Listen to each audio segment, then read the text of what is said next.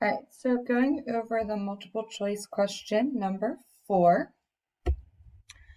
it says let f of x equal 2x to the 5th plus 2x cubed plus 2x if g is the inverse function of f, then g prime of 6 equals. So what we need to do is first find when f of x equals 6. Because if f and g are inverses, when g prime of 6 equals whatever value, that's the same as when f of x equals that value. So we're going to find 6 equals 2x to the 5th plus 2x cubed plus 2x. And we need to subtract over our 6.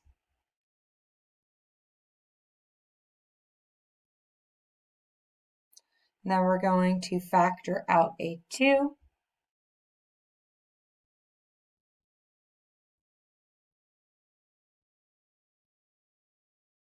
So we have x to the 5th plus x cubed plus x minus 3. So the x value that will make that equal 0 is going to be 1. And again, I can just kind of look at that and say, okay, 1 plus 1 plus 1 minus 3 is 0.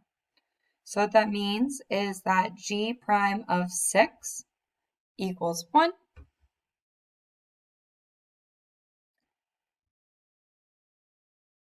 Which is option choice B.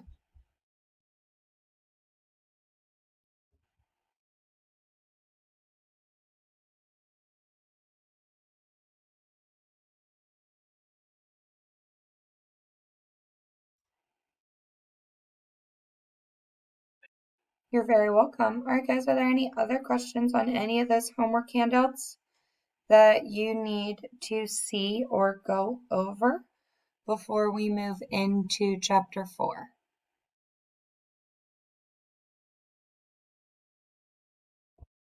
Yeah.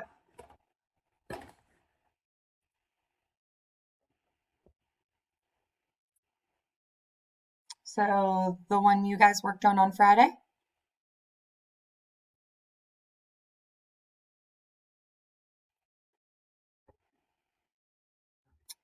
With the inverse tangent, or 13 with the solve the equation for x?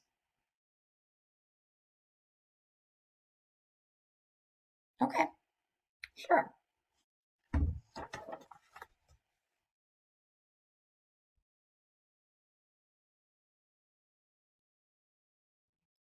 Okay. Let's go back to...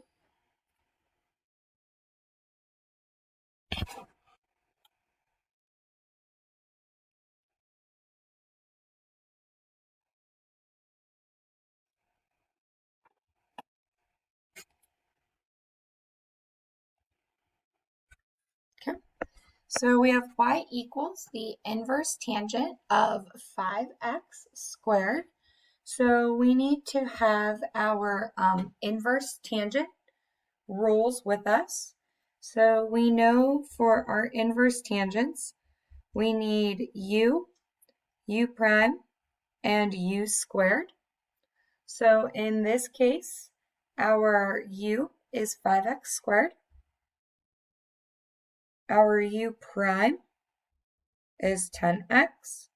And my u squared, we have to be really careful because for the u squared value, we have to make sure that we square the 5, because that seems to always be the mistake. Everybody squares the variable, but not the 5.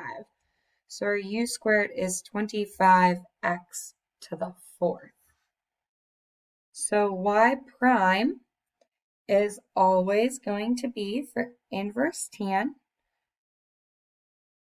u prime, which is 10x, over 1 plus u squared, which is 25x to the 4th.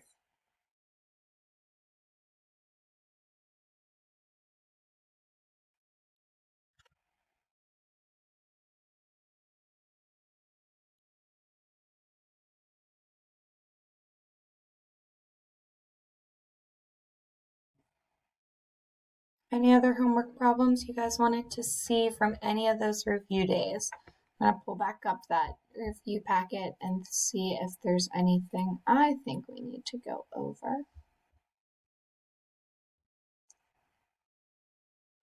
Good. Yeah, because you can't really simplify it further. The bottom kind of looks like it should be a difference of squares, but because it's being added, it's a sum of squares. And then there's not a GCF to simplify.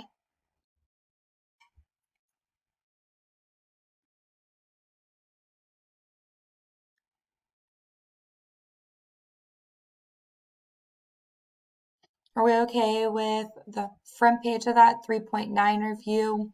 So again, a lot of those are kind of not even derivatives. It's going back to just your basic rules for logs and natural logs. If you had questions from the textbook, I feel like we kind of went over all of those ones though. How about even just like number 16, find y prime if y equals the natural log of x squared plus 6y squared.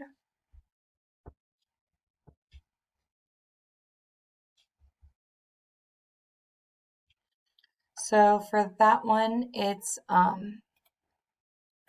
bit of implicit mixed in. So you have y prime equals 1 over u times u prime.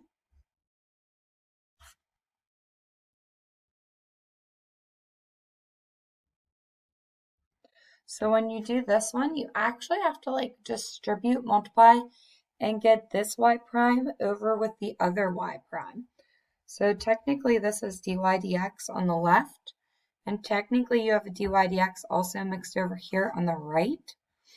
So this is going to become 12x over 6x squared plus 6y squared plus 12y over 6x squared plus 6y squared dy dx. So you're going to have to actually move that dy dx over with the 1.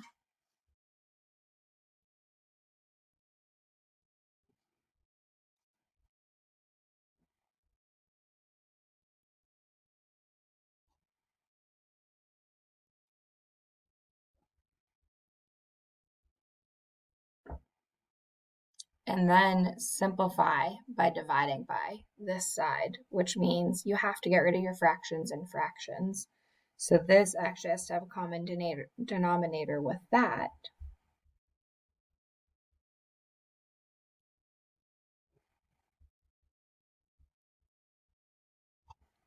So we're going to multiply by the reciprocal of this side, knowing this 1 is 6x squared over 6x squared.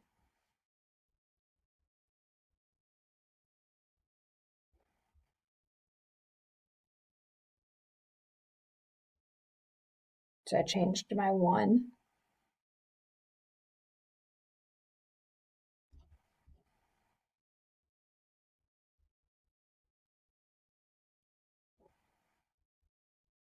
And flipped the second part.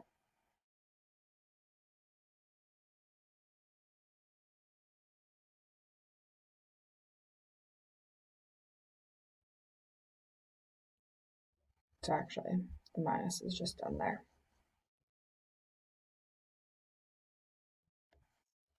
For sake of room space. Okay. And then boom, boom.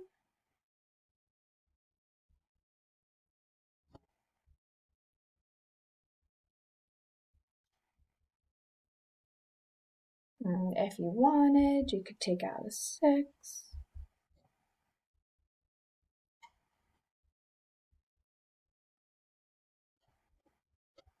And there is your derivative.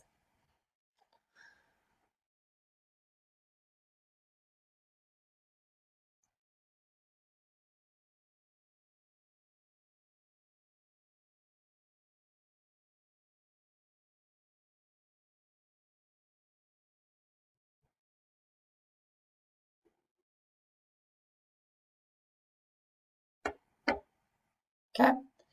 So the plan will be that today we're going to start chapter 4.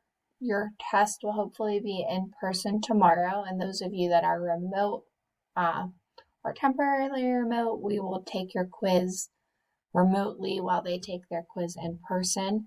I still wanted to go over some of the other reviews, so if there's any questions you find in the next day or so, when we go back into the classroom tomorrow, I will be able to show you the answer keys to some of the other pages. Or if you decide you have a question and you forgot to ask it today, then I will gladly go over that tomorrow as well, but for the 3839 quiz. So what I'm going to do now is on the Teams chat for our class, I'm going to send you the chapter 4 notes. And if you have a printer and you want to go print these, then you can go ahead and take a moment and print out the chapter 4-1 notes that we're going to go through today.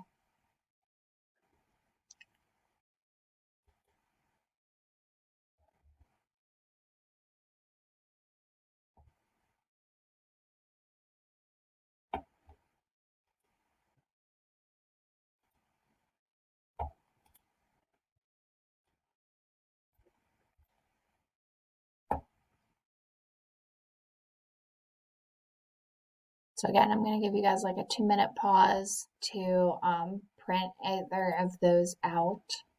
If you're on Zoom and it's easier to print it from Zoom, although I have not ever heard anybody tell me they like printing it from Zoom, I'll also post it on here as well. But it seems to be that everybody prints them from Teams.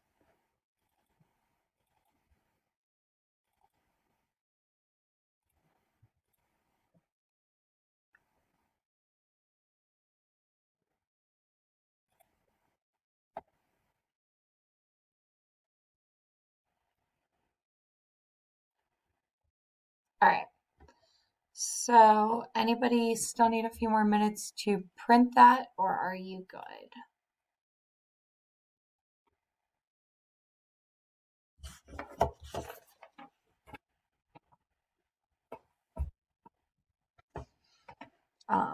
To know we're all good. So we're looking at extreme values of functions today, and this is the first day where we are actually taking everything we learned about derivatives and giving it a real world application. So EVT is a theorem that is highly tested on the AP exam.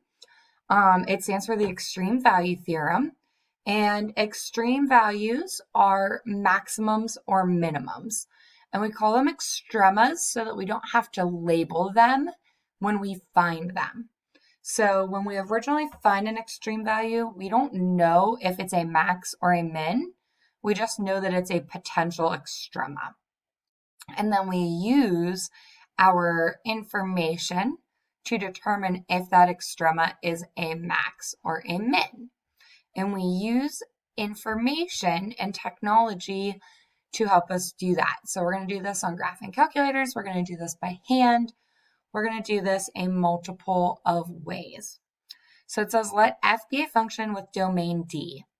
Then C is the absolute maximum value on D if and only if for all f of x values, they are less than or equal to that f of c value for all of the x's in the domain. And that's where the word absolute value and all come into play. So f of c is the absolute highest max. If you have a function that is even or odd and increasing or decreasing indefinitely on the domain, then we do not have an absolute max or min because it is increasing, therefore cannot be the absolute highest or lowest.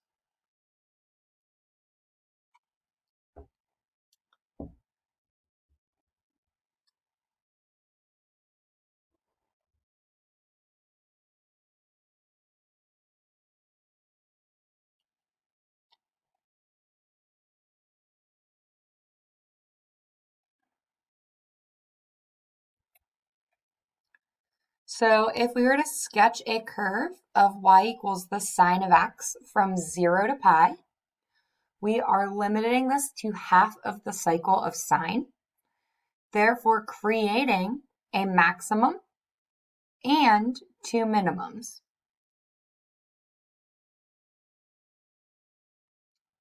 The domain of pi allows us to see that half cycle of sine. The range of sine is -1 to 1. The range of sine from 0 to pi is 0 to 1. Therefore, 0, 0 and pi 0 are our absolute mins, and our absolute max is at pi halves.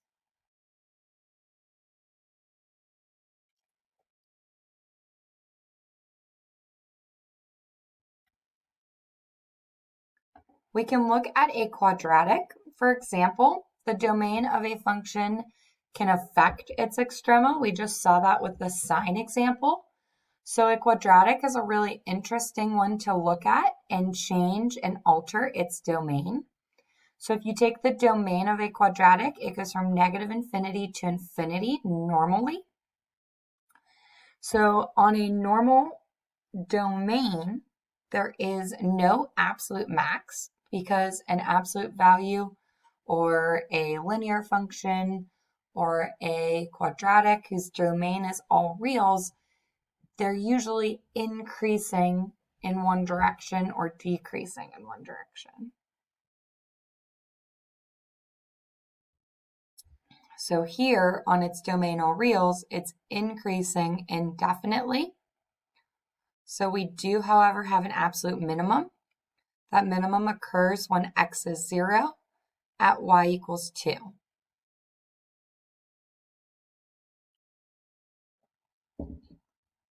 We'll oftentimes only refer to the x values when finding our absolute maxes and mins, unless the y values are easy to find. If I restrict my domain, so now the domain is restricted to 0, 2.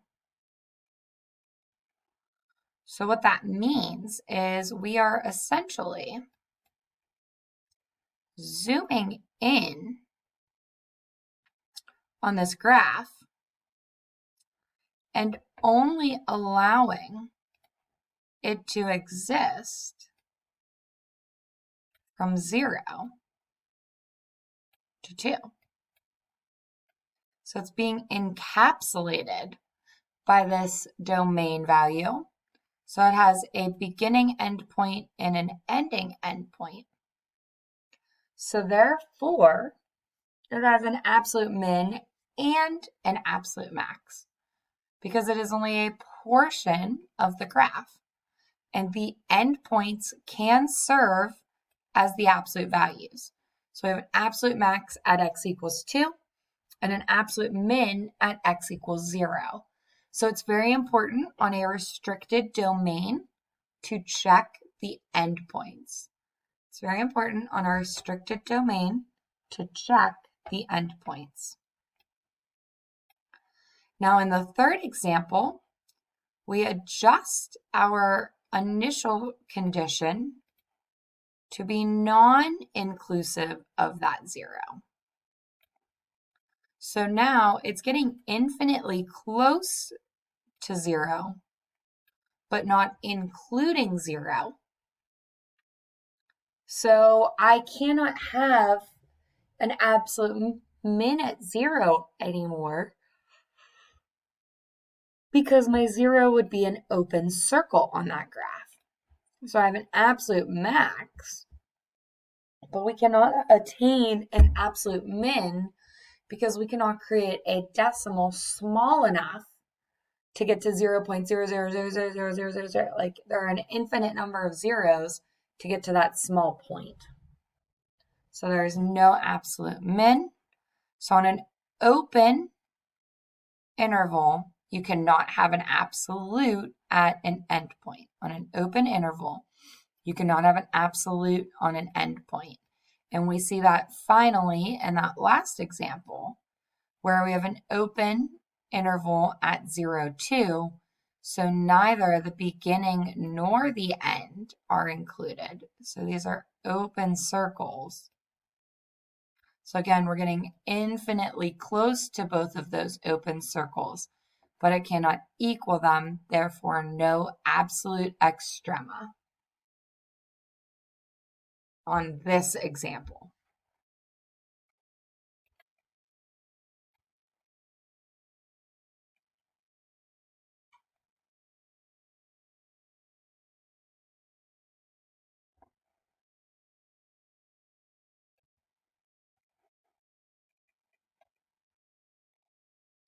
And again, guys, if you get confused, you can unmute your mics, ask me any questions you have. I am open to helping.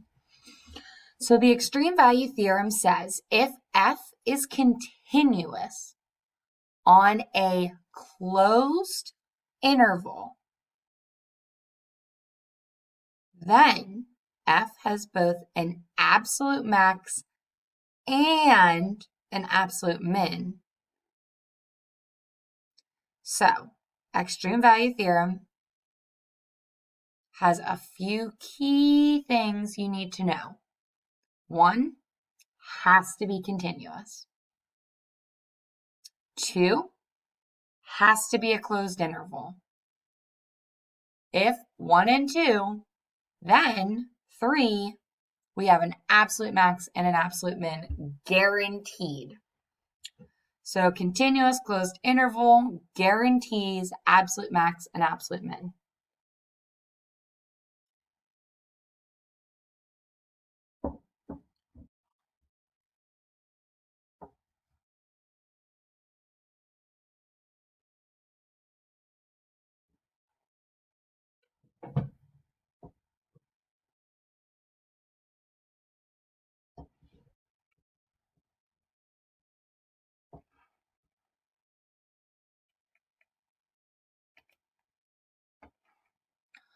So let C be an interior point on the domain of the function f.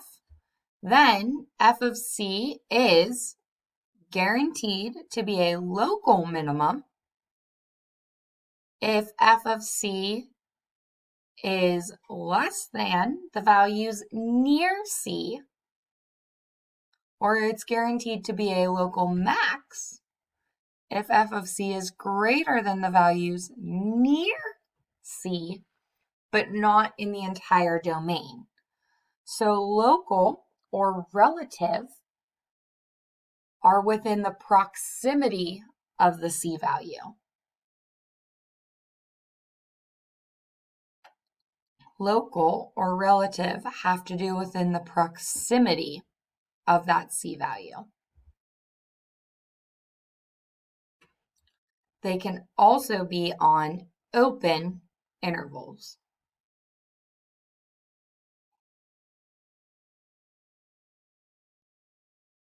So local max and local min can be on an open interval, and they represent the highest or lowest point in that area. The highest or lowest point in that area, not in the entire graph. So again, another name for local extrema is relative.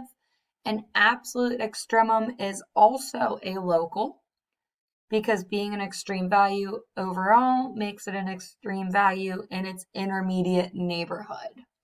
So again, I keep talking about how it has to do with in that area. So you might be the highest house on the hill, on your neighborhood's hill, but you might not be the highest house on every hill.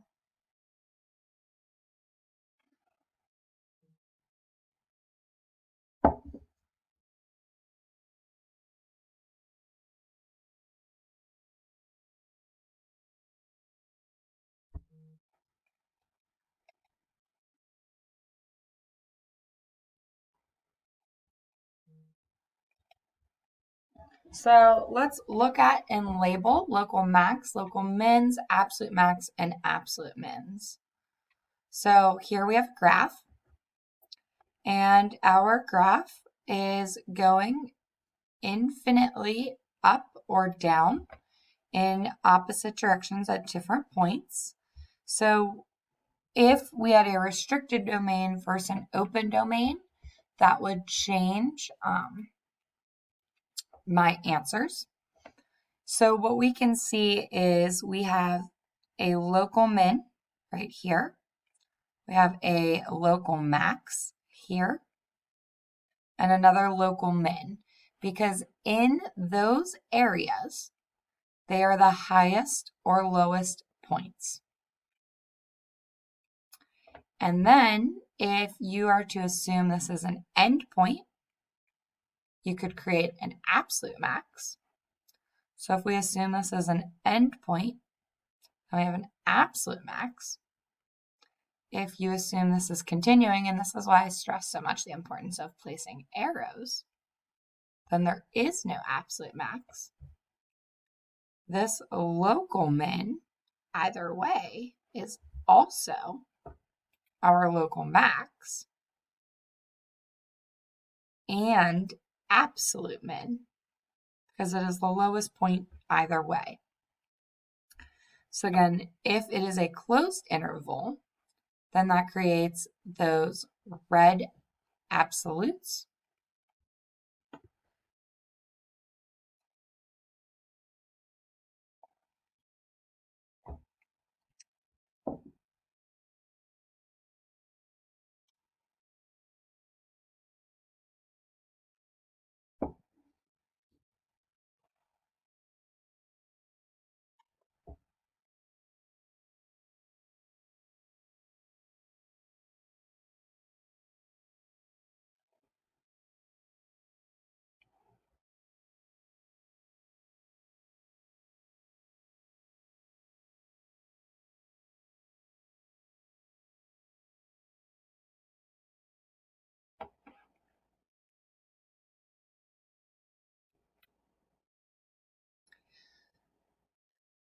So oftentimes the application of a theorem is more important than the theorem itself. So the application of EVT will ultimately lead us to the answers to many questions we get asked in calculus. A word you're going to hear me use often is a critical point. A word you're going to hear often is critical point. A critical point is a point in the interior of the domain of a function at which the derivative equals 0 or does not exist. A critical point in the interior of a function is a point at which f prime of x equals 0 or does not exist.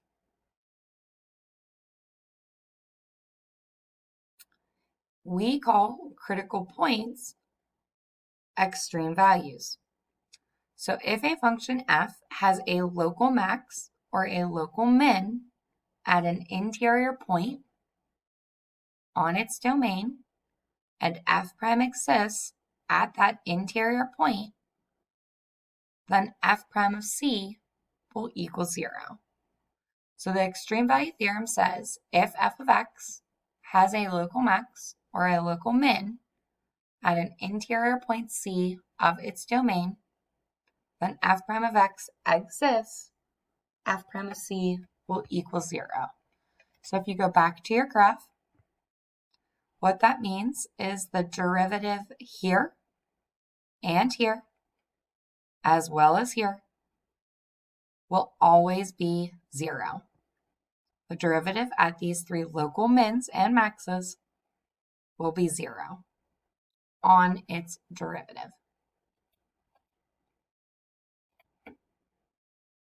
So it says find the absolute max and the absolute min of f on the given interval. So in order to find the absolute max and the absolute min, we have to find our derivative.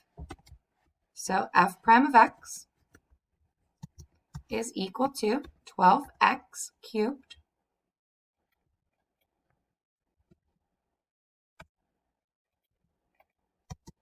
minus 48x squared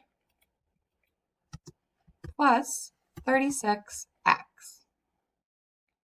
And then to find potential absolute values, we're going to set our derivative equal to 0. So I could factor out a 12x, leaving me with x squared minus 4x plus 3.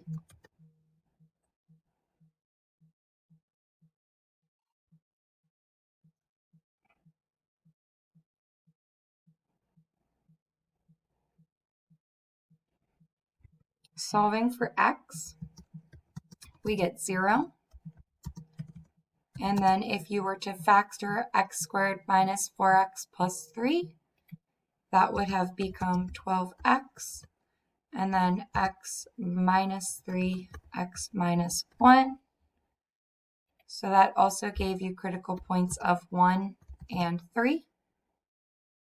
So the x values at which the derivative equals 0 are what we call critical points. So I told you you'd hear me say that a lot. The critical points are the zeros of the derivative. The critical points are the zeros of the derivative. So in this case, they are 0, 1, and 3. So in order to find the absolute max and the absolute min of f using calc, you are going to then go back to your original. You are going to find the endpoints as well as the critical points of f. So we're going to find f of -1 for endpoint, f of 0, f of 1, f of 3, and f of 4. So 0, 0, because 0 was 0, because everything cancels out on the original. -1, you would get 3 minus a minus, because the -1 cubed would become negative. So you'd get 3 plus 16. So you'd get 19. And then you get 19 plus 18.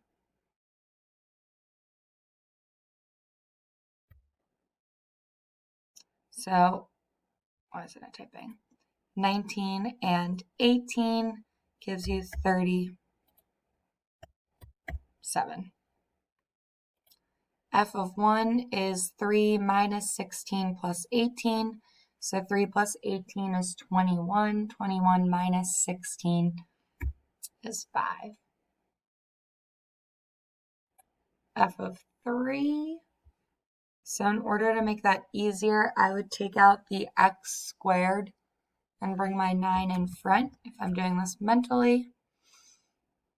And then that would leave you with x squared. So you'd have 9 times 3, which is 27, minus 16 times 3, which is 48, plus 18. So then I would simplify my inside. So 27 plus 18 is 37, 45 minus 48, which is -3 times 3, which is -27. And then I do my f of 4. So again, I would pull out the x squared, so I had 16. And then I would take 4 squared, which is 16, times 3 to get my 48. Minus 4 times 16, which is 64, plus 18. So again, 48 minus 64 is -16, plus 18, which is 2. 2 times 16 is 32. So now I have found my endpoints, which extreme value theorem says check your endpoints and your critical points back into the original. And I can determine that my absolute min is at 3, -27. And my absolute max is at -137.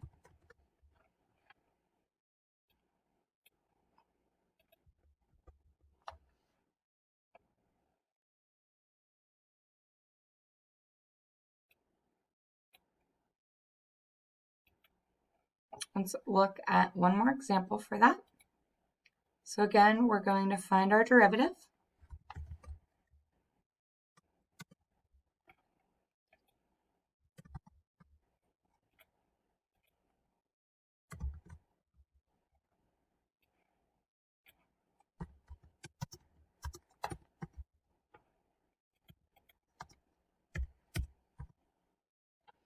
So we have f prime of x equals 3x squared minus 6x. We're going to set our derivative equal to 0.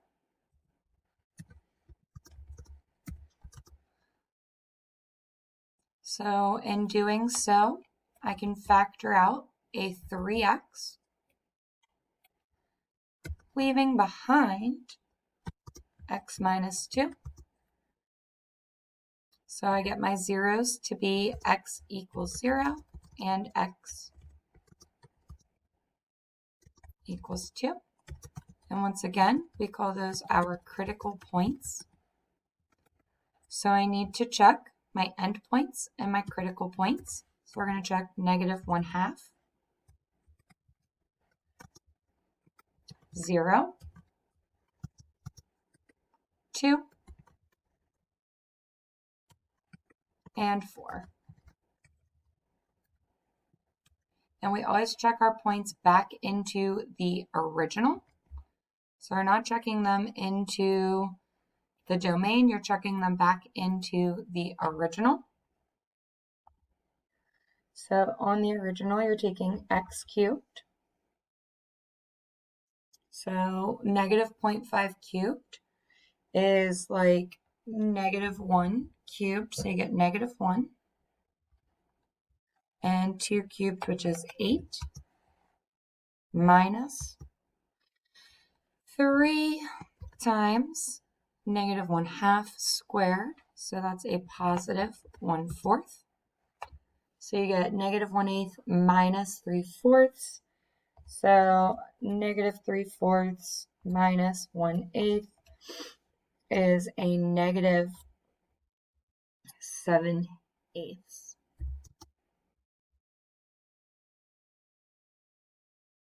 And then you have to add back to that a 1. So we get a positive 1/8.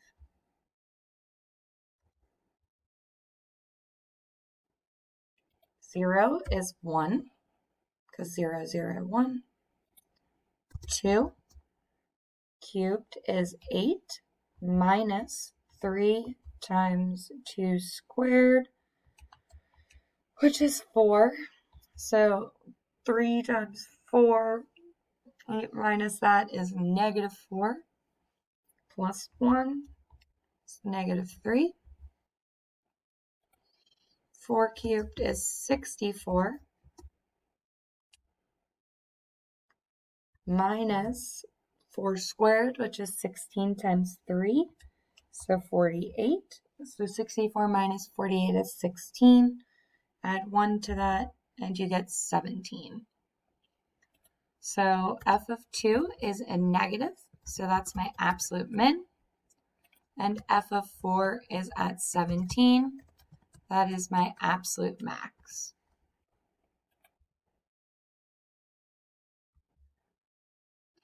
And then it's important to note that f of 0 equals 1 is still a critical point. So this could be a local max or a local min. And we're going to determine how to figure that out in a few days. For now, we're just looking at the absolutes because the extreme value theorem guarantees those. So I want to do example 3 with you maybe on Wednesday, just kind of try to pick this back up make sure we are all understanding. So we're going to pause here. And I'm going to give you your assignment. So I sent you the 4-0 refresher. That's what I wanted you to do after your quiz tomorrow. So I'm going to hold that still, and then I'm going to hold part of this assignment. So I'm going to make sure we don't get into anything crazy. So let me look at your textbook. All right, so the plan will be that for Wednesday, I'm going to have you guys do the 4-0 refresher worksheet packet I sent you, and then the quick review for 4.1. And then we are going to look at the extreme values for the graphs, so 1 through 4 in the exercises. And I don't want to do too much too crazy.